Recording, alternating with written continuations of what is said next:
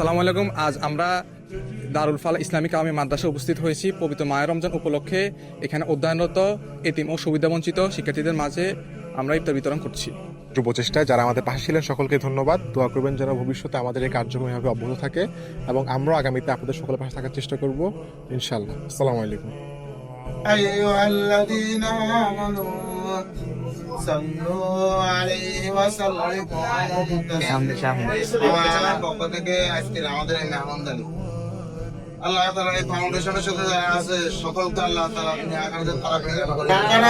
আতিনা ফিদ দুনিয়া হাসানাতাও ওয়া ফিল আখিরাতি